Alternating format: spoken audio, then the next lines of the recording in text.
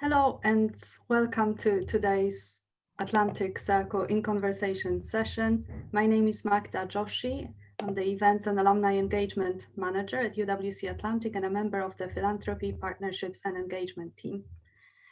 Today's talk is titled, Can You Make a Difference? And our special guest today is Nick Danziger, who is a parent of one of our current students.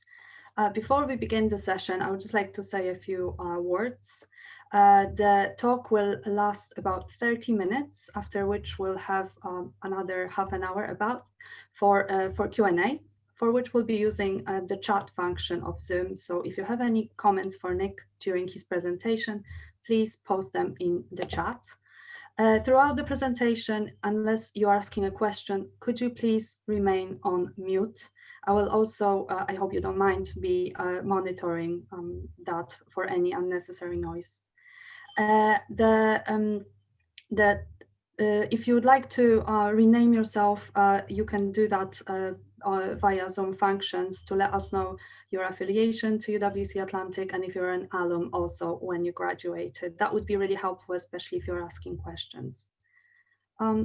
Today's guest, Nick Danziger, is a photojournalist and a documentary photographer with years of experience and especially in social, economic and environmental issues. His work spans a number of fields and has been recognized by the Royal Photographic Society, by the Royal Geographical Society, as well as by the World Press Photo and a number of other organizations. Without further ado, I now hand over to Nick. Thank you. Thank you very much, Magda. So I'm going to begin with a short 3-minute film that was commissioned by the International Committee of the Red Cross on the effects of war on women. There were 11 of these films, and they were to, as it were, promote the rights, but also the ills of what is taking place for change. It's quite a difficult film, but it does only last 3 minutes.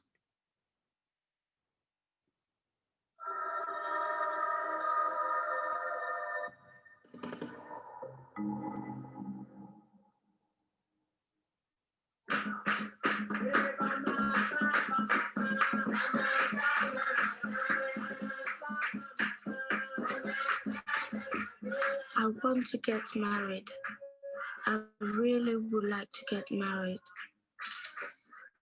But I'm afraid that if I'm married, the man will leave me for another woman because I will not be able to do a lot of things for my husband. You should be able to cook and take care of your husband. I can't do these things because I don't have hands.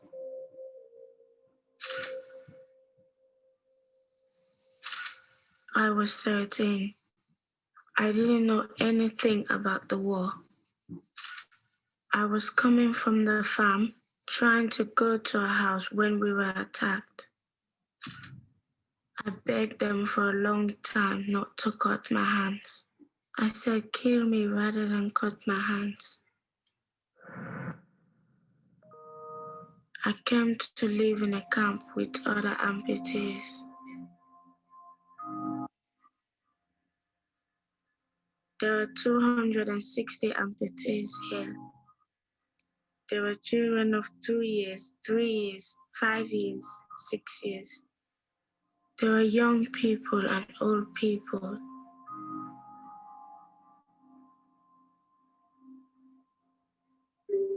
They gave me some metal hands, but they don't look like hands. Sometimes I put them on, but they're a bit difficult to use. Sometimes my auntie asks me to help carry pans, but I can't really help with the cooking.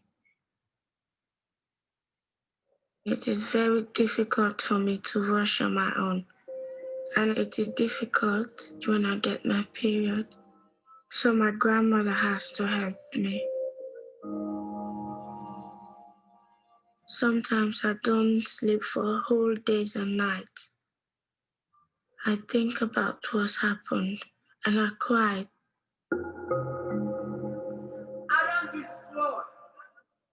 I go to church to pray that God will help.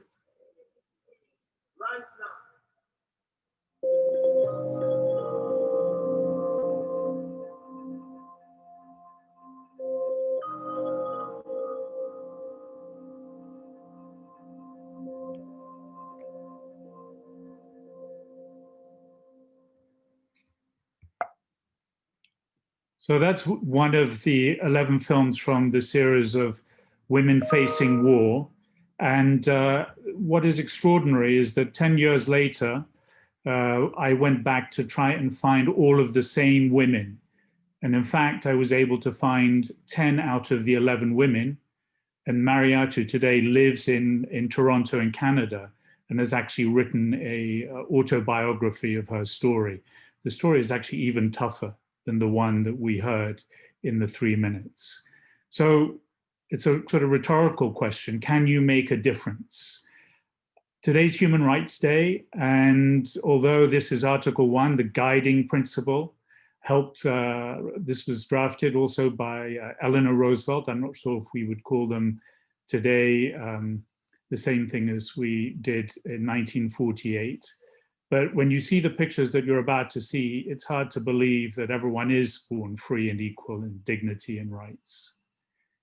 I think what was very formative for me was that I left home for the first time aged 13 on my own, a trip within Europe where we lived. But age 17, I traveled across the world and I entered a tin mine. I went nearly a kilometer under the ground. And what I discovered was young people, younger than myself, with no forms of protection, are trying to hew the rock out of these galleries that weren't supported by beams or any form of protection. Some of the young people were indeed buried alive, and I found that in the village there were few people who lived beyond my parents' age at that date. Initially, I was an artist. I was very fortunate to have exhibited with the Robert Fraser Gallery in London, and I had British Council and Arts Council exhibitions across the world. But in many ways, I felt that because of my travels, that I wanted to do something that was useful. And at this point, having witnessed what I had through my travels, I didn't really feel that my artistic endeavors were really going to help. I won a Winston Churchill Memorial Traveling Fellowship Award that allowed me to travel on an 18-month journey across the Middle East and much of Asia without a passport or visas, often traveling in disguise as an itinerant Muslim. This is a picture of me before I entered China. I had a big beard. I crossed both Iran and Afghanistan without visas. I traveled with the Afghan Mujahideen when they were battling the Soviet Union. And when I reached China, which I entered illegally, I was eventually arrested 4 days into China. The Chinese ordinary citizens, Uyghurs mainly, in the Western province, found my looks rather curious, and they didn't really know who I was or where I would come from. But they all had images of one of the leaders on the posters, the communist leaders of the past. So I was nicknamed Marx, as in Karl Marx. It was one of the references that they had. My life was really changed as a result of my first book. It changed because suddenly I was in demand. I was asked to go on assignments, and my very first assignment took me over a quarter of a century ago to Ward's Halabja, where Saddam Hussein was gassing his own people with chemical attacks. And I arrived on the border at a refugee camp, and there was a lot of hysteria. Many of the refugees had already lost their loved ones. And within minutes of being there, gunshots rang out. And maybe unwisely, I ran towards the gunshots, and the unarmed refugees were being shot by the soldiers, the Turkish soldiers that were there to protect them. And as the dead and injured were being brought back into the center of the refugee camp, I realized that the casualties that we don't really hear about are the witnesses, those that witness extreme violence, who never figure in the lists of casualties amongst the dead and the injured. And I think this set the course of much of the rest of my life over the past few decades of documenting people often living in areas of conflict, wars, and indeed extreme poverty. This is Abbas, age 13, going down a mine to look for gold. The mine shaft is 23 meters deep. He's never seen an object made of gold. His boss slipped because there are no security measures as you descend or climb in and out of the mine. So the boss slipped a year previous to this picture being taken and lost his life. Abbas works 8 to 9 hours a day. He has 2 days off in the year. 5 years later, I went back to revisit Abbas. Many of the stories that I work on, I tend to revisit the same people. And Abbas welcomed me back and he said, would I like to meet his family, his mother, and he'd been recently married. And we traveled off to his village and I met his wife, who you can see on the left-hand side of this picture, Aisha, age 13. Half of girls in this country are married by the age of 15. 3/4 of girls are married by the age of 18. When Aisha, 5 years later, when I went to revisit them, was unable to produce a child, Abbas remarried. He remarried a 13-year-old, only Abbas is now 25 years old. I talked to the fathers. The fathers told me about their desperation to earn money, and that's why they sold their daughters, often for a pittance, the equivalent of maybe $20 to $25 per daughter. Here you can see a mine where gold was only discovered 20 days before I took this picture. And in fact, there's a tithe. Most of the gold that is found here is actually taxed by some of the extremist groups, one of them being Al-Mujahou and the other Boko Haram. Much of my work also concentrates on the effects of lack of access to medical health care. I walked across a village and saw these two twins. I thought the mother was there to look after them, and then discovered that it wasn't the mother, it was the sister. She explained to me that her sister was going through terrible birth pains. It took them 3 days to raise the money for the ambulance, for the petrol that they needed to pay to take her the 72 kilometers to the nearest hospital. Aisha gave birth to the first girl, Husseina, as she was later named.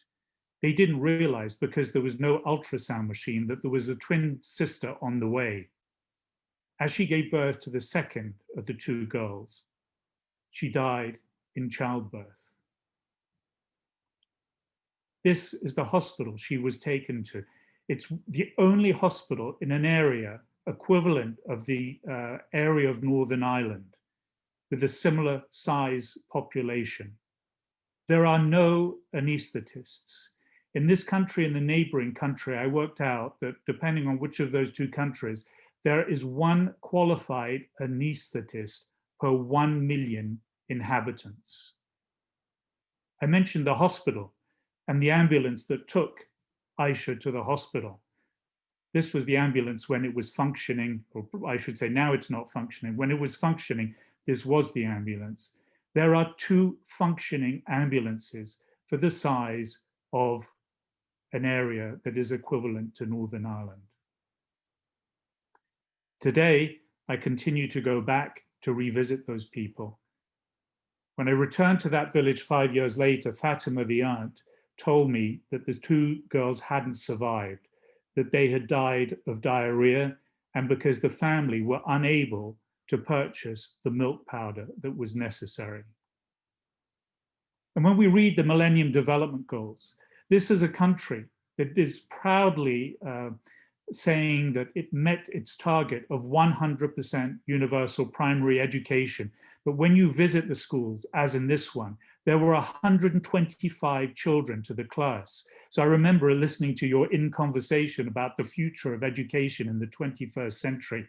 But I asked myself, in so many of the countries that I visit, the statistics say that all the children are in primary education. But what kind of education, when this particular teacher told me that even the chalk is rationed, that they don't have enough chalk to finish the school term, and that half the schools don't, half of the school students don't have notebooks or anything to write with, as you can see in this class, and which I counted 133 pupils. But even in our own, as it were, developed high-income societies, this is a school in the capital of Scotland, where the teachers every day provide meals for, on average, 40 of their students because they don't get fed at home.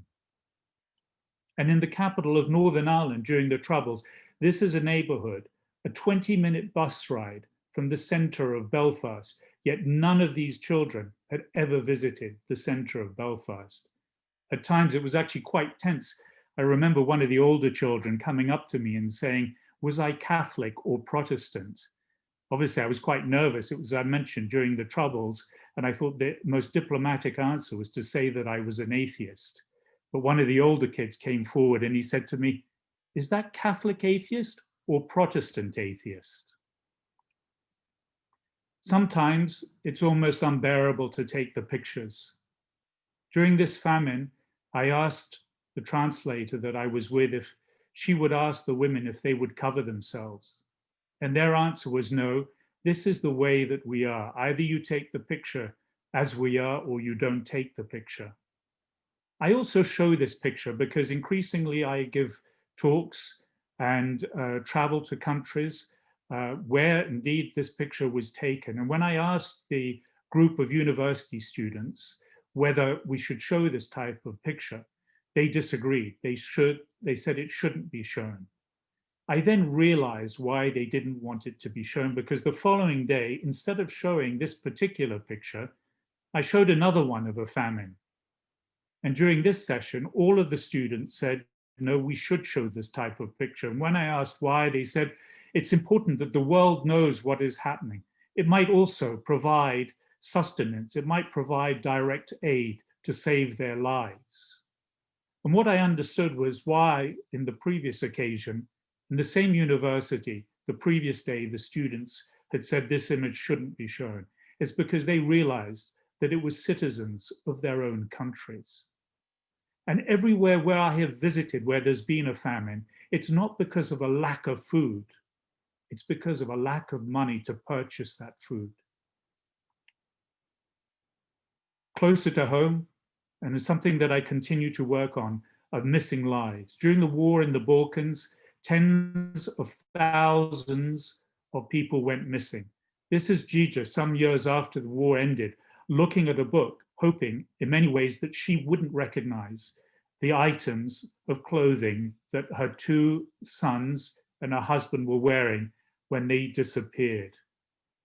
These are the bodies waiting to be identified. Gija didn't want to have a DNA test, her blood taken, because she wanted to believe that her children and her husband were still alive. You can see how young the children were when they were taken away from her.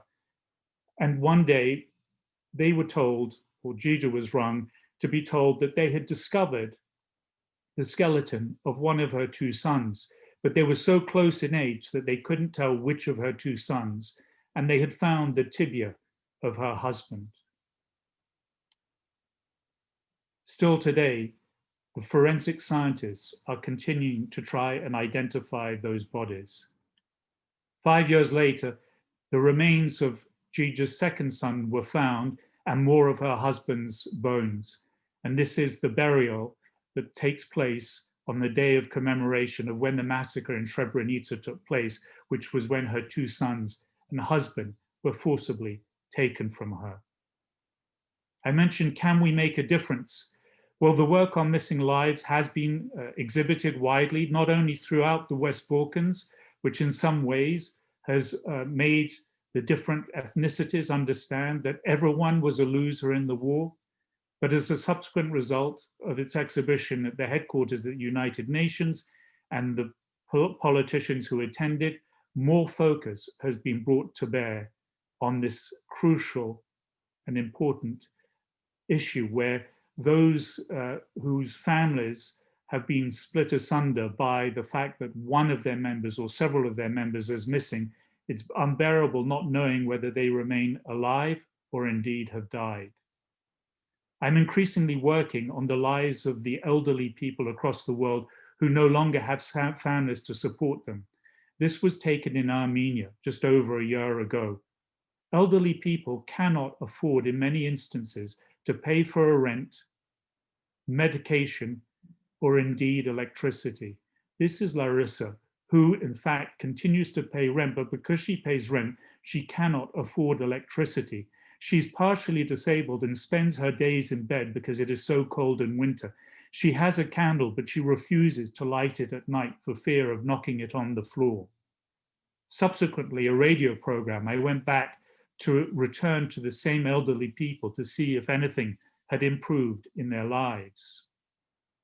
I'm currently working on a global project with WHO and UNODC, the Prevention and Treatment and Rehabilitation section of the United Office of Drugs and Crime. And what I should say is that all of the work that I have carried out has really been teamwork. I work with remarkable people across the world.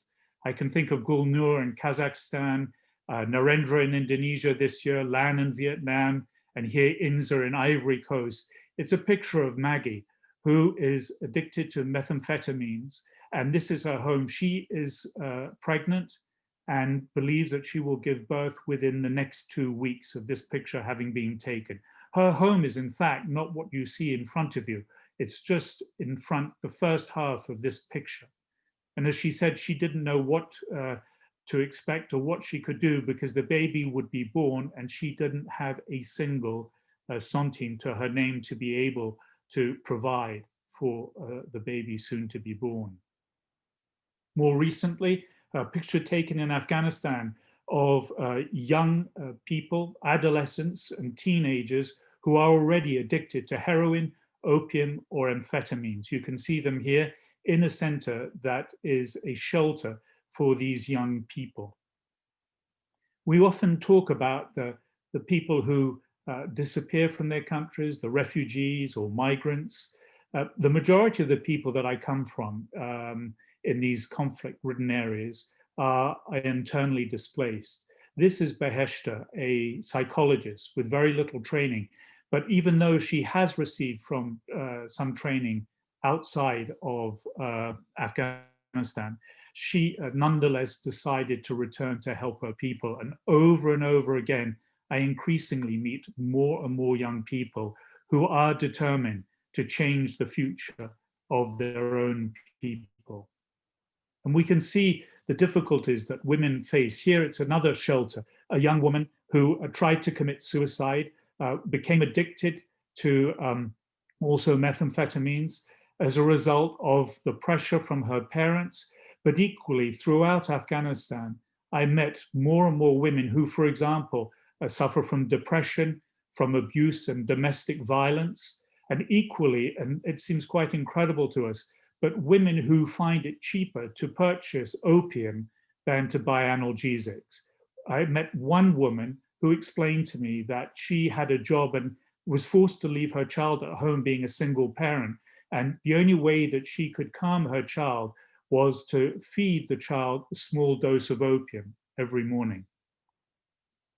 Often, again, through the teamwork and the people, the really remarkable people that I work with in UNODC, in Vienna in particular, I have access to prisons, and we can see here, although this was taken many years ago, in a prison where many of the women were neither charged or indeed received a sentence.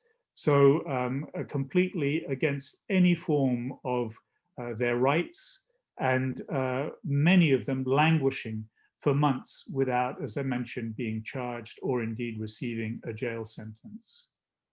And again, working on this project, I realize how in so many countries, people are forcibly either detained against their will for compulsory rehabilitation against their will, or families indeed handing them over, but equally they are arrested for tiny sums of substances that are used for their personal abuse.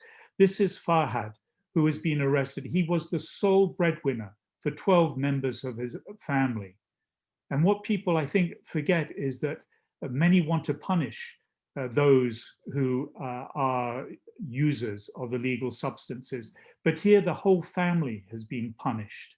And the work that I do for the Prevention, Treatment and Rehabilitation Office of the United Nations Office for Drugs and Crime, I believe is of great importance, even if, for example, in a country, it's advocating for methadone treatment, recovery treatment. So many countries are unwilling to see substance abusers as anything as other than criminals. There's another body of my work where I have had the opportunity to follow world leaders at close quarters. This was during the beginning of the the Gulf War in Iraq in 2003. It's a mirror image, as it's likely to be referred to.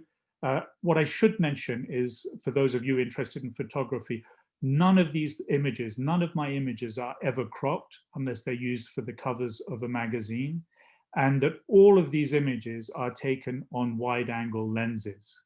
This particular image taken at Camp David, I refer to as my Reservoir Dogs image, but there are other world leaders. I spent 10 days with Evo Morales in Bolivia, not related to narcotics production. Hamid Karzai in Afghanistan. I believed and thought that the picture on the right-hand side was a member of his family. And he explained to me that it was a young man during an assassination attempt of which he was the target on 5 occasions. When the bullets rang out, he jumped on Hamid Karzai and took the bullets instead of the president and died as a subsequent to his injuries. I've been on 3 separate journeys with the Dalai Lama. I've had access to the G8. This picture, in fact, I didn't have permission to, as you can imagine, to be at the cocktail party, but managed to steal a few pictures during a couple of minutes of being in the party. And this is a picture of the audience. Some of you will have seen the film where this features in a fictional reconstruction. It was the first time in 50 years that Her Majesty the Queen allowed this picture to be taken. I was explained that I would go in and meet Her Majesty the Queen prior to the Prime Minister being ushered in. And I was told that I needed to bow. And once I had bowed, she would like to ask me several questions. Unfortunately, I was so nervous that when she greeted me, I found myself bowing up and down repeatedly until she put her hand on my shoulder and said, "It's quite all right, you can stop now." This is a 5-week journey that I spent with the All Blacks. And the reason that I mention it is that for me, what was most interesting about this particular journey was that the use of mental skills coach, how they train the players, not just in the skills of rugby, but the mental accompaniment to be, as it were, the strongest mentally and not just physically in terms of how they should play. The most recognized picture of the All Blacks, the haka. And again, I show this image because I struggled to get permission to be on the field at the same time. And again, taken with a wide angle lens, I'm almost on the toes of the first player. I've had access to North Korea. I was meant to return this year, but due to the COVID virus, this was not possible. I am accompanied on every occasion by 2 people. On my second visit, for the first time ever, I was allowed to actually go to lunch on my own on 1 occasion, but that was a rare exception. Obviously, one of my jobs, I feel, is to document what is taking place today. And I spent 2 months on what we now refer to as the first wave, following many of those that continue to work on the front lines. Here, because of the amount of people who felt they were COVID positive, accompanying a nurse into someone's home to see if indeed they had the symptoms. Obviously, the lockdown where very few people were allowed out, dog walker here. And I think very importantly, some of the images that we don't see, we tend to see very dehumanized images. I want to focus on the individual, not just the suffering, which many of you might tend to reflect on, having seen some of the more difficult images, but also the tremendous care, compassion, and I think our common humanity that comes through in some of the most difficult and challenging times that we are confronted with. And here you see a nurse and an auxiliary nurse comforting a man who's woken up after 7 weeks of being in a artificially induced coma to be told that his wife didn't make it through the 7 weeks.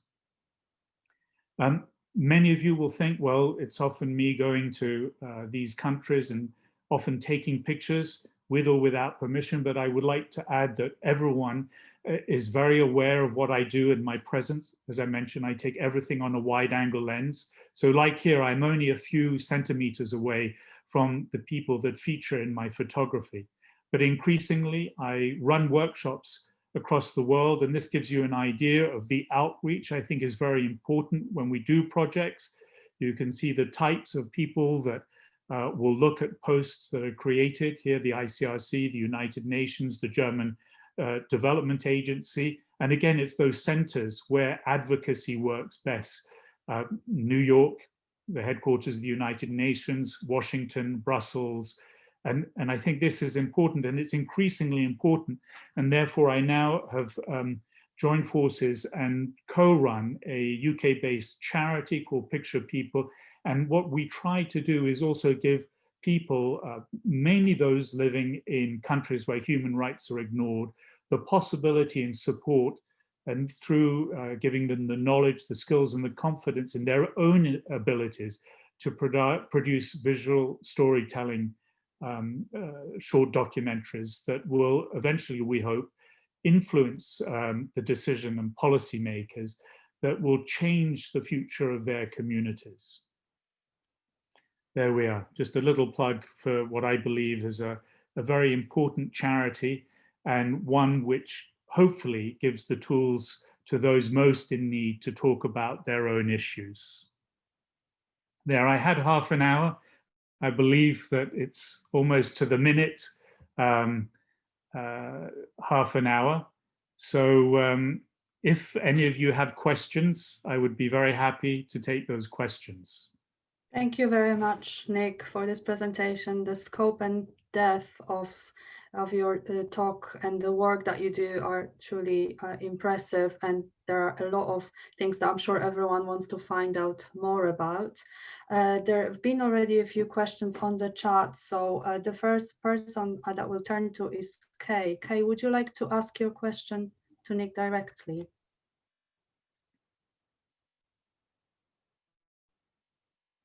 Maybe not. I can read it then if Kay doesn't. It's how Yes. do you you there, Kay? Yes, please, Nick, go ahead. Okay. How do you manage to cope with all of this heartbreaking information? Do you get overwhelmed or downhearted? I think my family keeps me together. If I didn't have a family, I think it would be, I don't know if I would return even from some of these places. It is very difficult. It's heartbreaking. I mentioned the twin girls who died for lack of milk powder, and I come home and then I see the local supermarket stocked with dozens of varieties of milk stacked one on top of the other in great quantities. And that for me is just heartbreaking. It's heartbreaking to think that a third of the food that we produce in this world, it goes to waste. And I could get overwhelmed and downhearted, but I think what is really important to mention is I meet extraordinary people in the field who remain there day in and day out to help their communities. I would say more often than not, it tends to be women, but they really do hold their communities together. And I think that follows on to the next question from Hugh, which is what drives me on? And I think what drives me on is just the sheer injustice. I think that we can do so much. We have the ability, and AC and the UWC movement is full of young people who want to create change. And increasingly, I meet these young people in the workshops that I run, whether it's in the Philippines or in Myanmar or in Ethiopia, where the Sudanese and South Sudanese young people come together who at great risk to themselves do want to create change for their people and don't leave their countries. I think that if I can provide just a little drop in that ocean, then maybe a difference will come about. And I have seen some of the remarkable work they have done, and I do believe, whether it's even items that we might not consider global, but for example, in the capital of Yangon, access for disabled people to public transport, that is a huge step locally and then becomes another step nationally. Thank you, Nick. Before I turn to Hugh for him to ask the next two questions, I just wanted to say that our head of visual arts at UWCA Atlantic, Lucy, has posted thanking you for the wonderful support you've given to one of our extended essay student projects. And she said that it's wonderful learning more about your work. So thank you. Hugh, would you like to ask your questions directly? I think Nick kindly answered the first one and partly answered the second one. So maybe we can jump straight to the second one, Nick, which is, I think there's also one that's popped up, which is about the Britain's aid budget and how do you influence these policy changes. So yeah, it's sort of, what changes do you feel you have enabled through your work, and what's the next change we're focused on? I don't really want to say, because I believe it's all teamwork, and I don't want to say, what I've changed. But I mean, for example, for USAID and UNODC, I was asked rather curiously, would I go and pitch to the Ministry of Interior, Ministry of Health in Kazakhstan to continue methadone maintenance treatment, for example. I only briefly touched on it because I showed some images about substance abuse. But I said, why are you asking me? And they said, we have the scientists, we have the facts and figures, but we want to show how methadone maintenance treatment can be a really positive development in people's lives, those that are addicted, for example, to heroin. So I definitely believe that change can be made not by an individual, but by groups who advocate for change. So yes, you need to have communication skills. Unfortunately, it really is true to say it's not necessarily what you know, but who you know. And the best advocacy work, the work that I've done for ICRC, for the UN, for Oxfam, is because they themselves also have departments that can reach into heads of state, to ministers, and indeed ministries. I did a project for Oxfam about promoting women's rights, and they had access to both Afghan ministries and to the people, policymakers in the UK, to affect change. So again, I want to go back to the fact that really it's just photography is just one tool in that process of hopefully creating change. Does that answer your question, Hugh? Very well, Nick, thanks. Thank you, Nick. We have a question from Ippolita. I don't know if Ippolita would like to ask the question directly, or if I should just read it out. I'm just gonna. All right. So she's mentioned that she has twin girls at UWC, and she's asking for a recommendation for, I believe, an NGO, if I understand correctly, that you met in your travel to help, that you would recommend. I think it's a small world. I should say hello to Ippolita, because I think it's her daughter in the visual arts department that I ended up supporting on her extended essay. It's very difficult to advise on which NGO to help, because I think it's what you're interested in. What I would say is there are a lot of excellent NGOs. If it's medical healthcare, then Médecins du Monde, Médecins Sans Frontières are excellent. There are small organizations and big organizations. And what I urge people so strongly, people always say, I want to give all of my money, I want to see it all used in the field. But that's unrealistic. You have to have administrative costs. And what I believe is that one of the most important factors of knowing whether aid and development work is beneficial is monitoring and impact. It's all very well giving money, but is it being given in the right way? And even if it's given in the right way, does it have an impact? And therefore, I think when you're looking for an NGO and a charity to support, what is the impact of that work? Indeed, I think increasingly obviously it's easier for larger organizations to have the wherewithal to carry out those kind of studies, but it is equally very difficult for me to mention names per se. I mean, I've mentioned two, but again, there are, for example, there's a fantastic organization in Sierra Leone, which basically deals with fistula, which is a problem that occurs with women who are pregnant, and if they're not treated, they become incontinent. It's a lone Texan surgeon who set up this organization. So again, I would urge people simply today to look at websites, inquire about not only the work they do in the field, but the impact that work has. Thank you, Nick. We've got a question through May, your daughter, from Emma. Oh. She's asked, how do you find yourself involved in such a wide variety of conflicts? So it's a combination. Sometimes I'm commissioned. I'm passionate about elderly, isolated people. And it so happens that I'm hoping to be commissioned by Age International, which the person that I've been speaking to has also, I believe, not only alumni from AC, but hopefully another one going, as I heard recently. But some of my work is commissioned, indeed, a lot of it.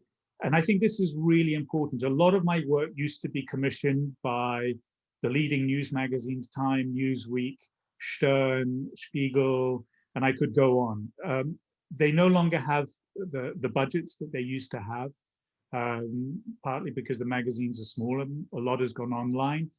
And equally, I think they feel the interest isn't there. So increasingly, my work is commissioned by NGOs, the UN, occasionally by ICRC or the Red Cross movement. And it is important on occasions that this work is commissioned, because otherwise it's impossible to finance this type of work. It involves a lot of travel. Increasingly also, there are a lot of risks involved. So you saw the picture of the mining site. There are 3 extremist groups operating in that particular area. It's complicated. So to answer that question, it's a combination of being commissioned and other work where I will go to foundations, grant-giving bodies, and apply for prize money with projects to raise the funding to enable me to go and visit these locations. To give you an idea, the project where you saw Abbas growing up from a 13-year-old to an 18-year-old, 20 and 25-year-old, where he gets married, etc. It was originally commissioned by World Vision. They weren't interested when I went back 5 years later. I wanted to show how the Millennium Development Goals were or were not progressing. And so the second part was financed totally by foundations, prize money and grants. And the third and final part, World Vision were interested, so they helped in kind in every country that I visited.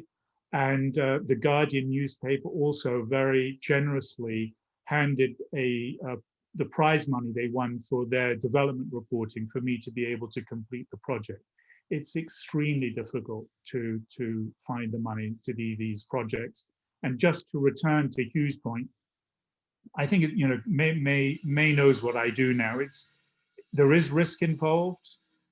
The risks that I take, and indeed her mother, my wife, because she also travels to some of these difficult destinations on her work, it's difficult not to go back. People who live in these countries, the risk is on a daily basis for them. I always have my passport and I have a return ticket. That's a huge privilege. And the people I leave behind, they're the motivation to go back. What I do is nothing compared to what they go through on a daily basis. I think a good segue to what you've just said, Nick, is my colleague Carissa's question. Carissa spent over a year working with a natural disaster relief charity, and she was inspired by the outlook of many people living in communities that had suffered different forms of devastation.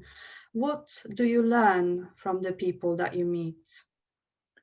Extraordinary humility and the true values of what it means to be a human being. I mean, I didn't show the picture, and I'm almost in tears thinking about it. In a famine I once traveled to, there was no food, and a woman was preparing tea, and her family was sitting around her. Some neighbors were squatting, just staring at me. And when the tea was brewed, she handed it over to me to drink.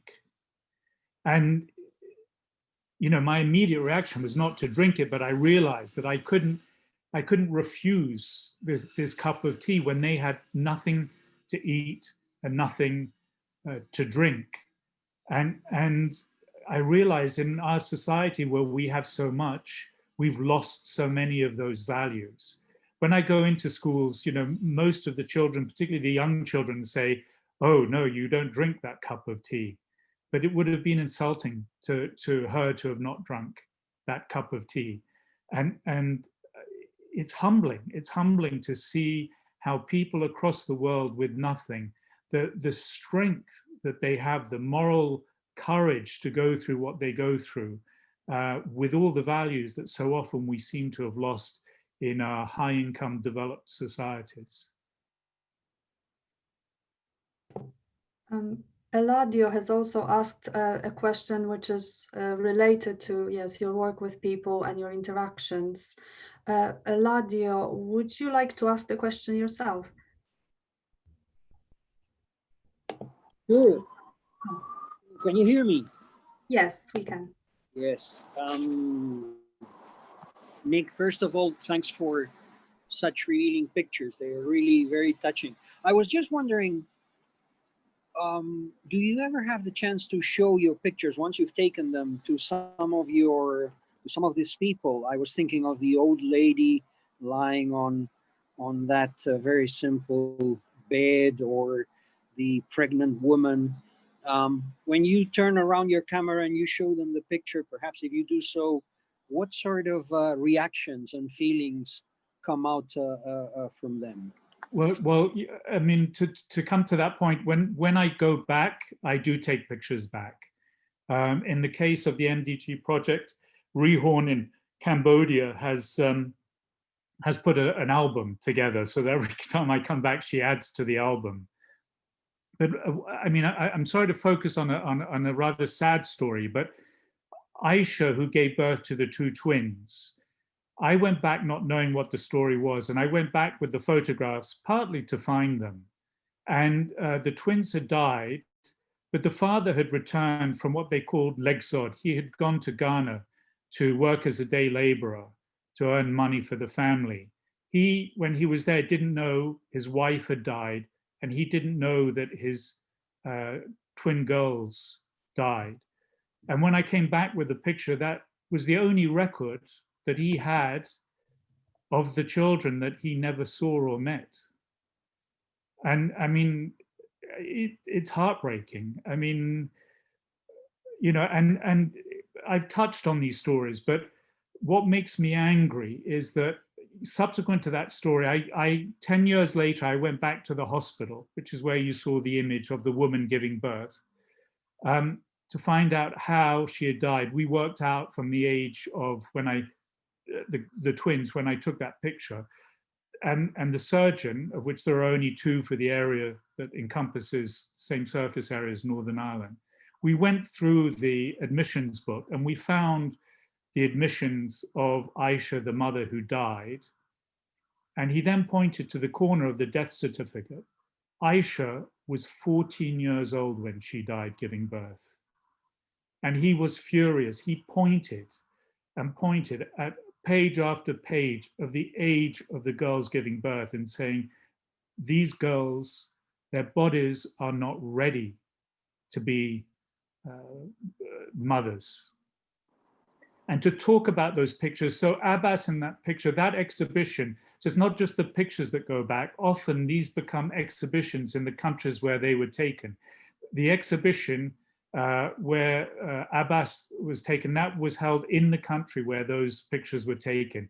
Some of the ministers came to that exhibition, and I was able to have Abbas brought to the exhibition. Abbas had never seen, you know, the capital. Indeed, the friend that I asked to go and collect him from the bus station ended up holding his hand crossing the road because he'd never seen that kind of frequency of traffic. And what's very important for me is that the work that I do and in these countries is returned to the countries where that work is carried out. I mean, completely separately, which I didn't show you, I did a project over 3 years on the Ethiopian Coptic Church. And that work is probably in terms of visitors to exhibition, has been the most successful exhibition of mine that I have ever been to. It went up in Aksum in a series of tents. And in the first 36 hours, 18,000 Ethiopians visited the exhibition. And in fact, that exhibition has been legged. It was purchased by the British Council because the Ethiopian National Gallery and the government wanted those images to remain in Ethiopia. So it's of some consolation to me that there is some currency that locally these images are shown to the wider public in their own countries for advocacy purposes as well. The elderly people in Armenia, that was an exhibition in Yerevan to get the Ministry of Health and Social Security to do more. And indeed, the people who appear in the pictures, when I have the chance to return, I often do return with the pictures. Some don't like the idea. Someone, I think, had a picture about black and white, which, sorry, Richard, do you want to ask that question? You there, Richard? Oh, it's a direct message. Sorry, so I will read it out. There is a very different quality and impact between your color and black and white photos. How do you decide which to use in various situations? I use black and white because I think it really pares down the image to the essentials. Color can be a distraction. My focus is really on individuals. And I think that is the reason that I use black and white, and I still shoot on black and white film. None of my images are manipulated. None are used in Photoshop other than to balance the contrast between bright light and dark areas. And I use the images, whether I use color or black and white, for the purpose that I think will have the greatest impact. When I did my initial work on missing people in the Balkans, everyone expected the work to be in black and white, and therefore I shot it in color. And there are difficult images. So when there are difficult images, sometimes you want it to be in black and white because it doesn't have the same graphic quality as it would have in color. So it really depends on the assignment. It's very difficult to shoot in both color and black and white, which is the case at the moment on the global project that I'm working on about substance abuse. Thank you, Nick. We have a couple of questions around the global issues from Polly, so I'll turn to Polly, and then we will also have one last question from our recent graduate, Tivona. So Polly, over to you. I'm afraid we can't hear you, so maybe I'll read out on your behalf. Firstly, Polly comments, such important work, Nick. And the first question she's asking is, very interested in your observation about young people in this generation wanting to make change in their communities. What do you think are some of the reasons for this? And the second question, what is the biggest common global issue you have seen through your work? I think the first thing is that increasingly we can say the world is more connected, but I think the world that's really more connected is low and middle income countries, where they now have access to a world, and when I say access, a world where they don't have the same liberties, they don't have democracy, where they're deprived of their basic rights, and they want to stand up for their rights. When we hear about migration, people aren't just migrating because they want better lives in terms of living conditions and access to education and healthcare and all the systems that come with most of, when I say developed worlds, the high income countries.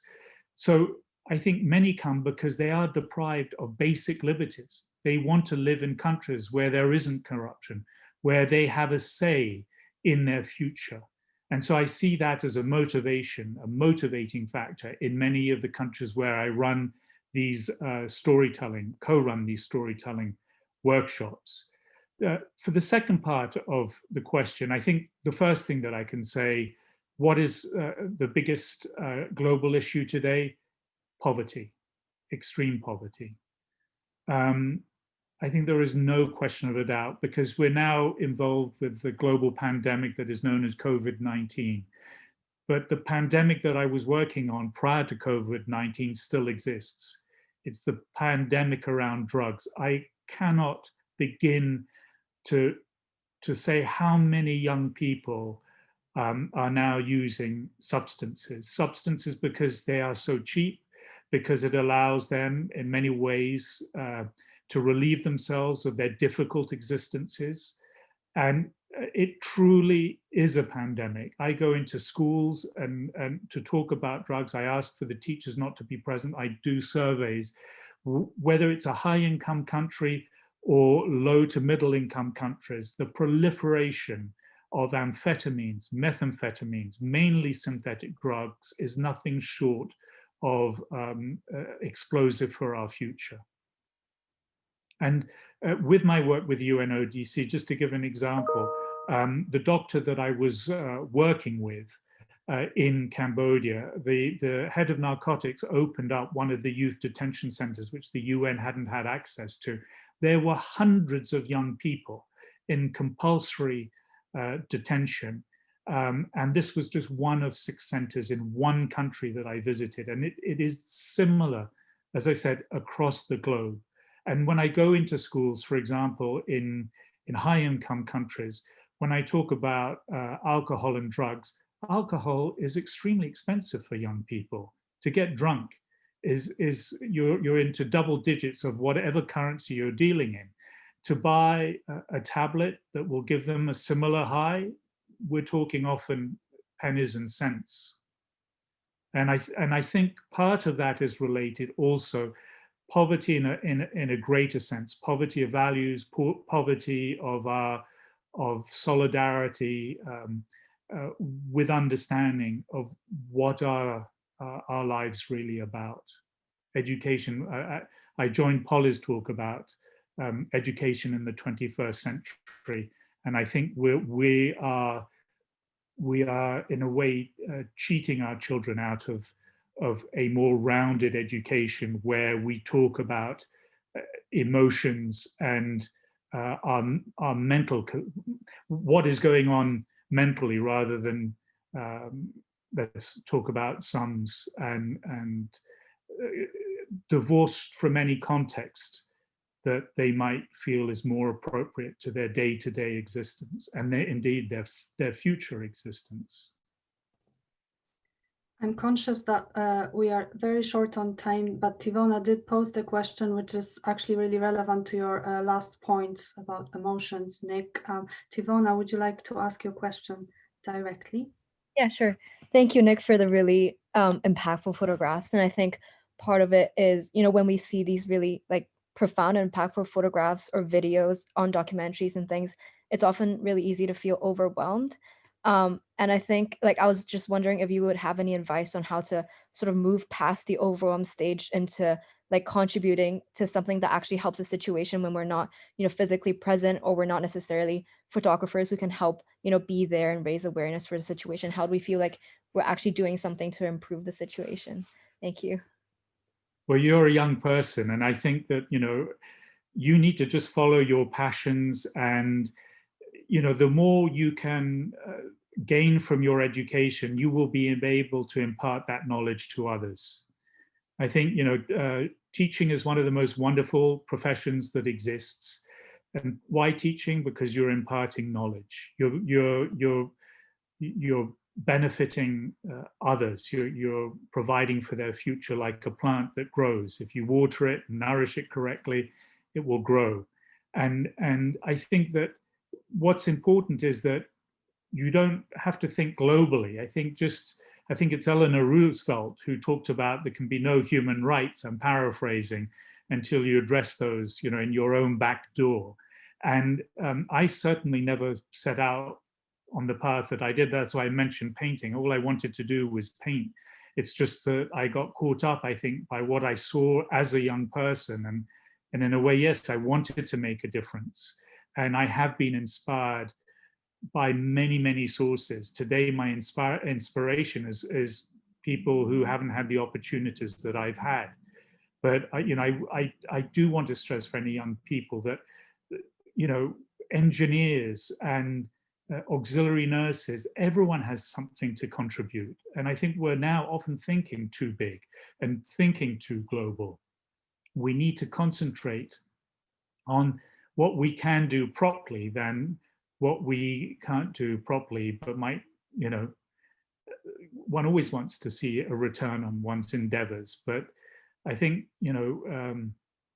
thinking small, thinking locally, and when you feel frustrated, as I mentioned earlier on about someone who would like to support an NGO, there are so many fantastic NGOs doing excellent work wherever you want to point your pen on the globe. I Not think enough, that's but a wonderful message to close with, and to leave especially our more recent alumni with these words of wisdom. So thank you very much, Nick, and thank you everyone who joined us today. For in the words of one of our attendees, Nick, thank you for sharing your humanity with us. I thought it would be a really good quote to represent what I'm sure many of us think. For those of you who would like to share your comments with us on this or any other events, we welcome your suggestions and feedback. My colleague Carissa has posted a link to the form, which we'll also be sending out by email. And once again to Nick, a big thank you, and we're really, really appreciative of your time and sharing all these insights. So thank you. Well, thank you all very much. It was I hope you enjoyed it. It's difficult to use the word enjoy, but good luck to all of you in your own endeavors. Thank you very much.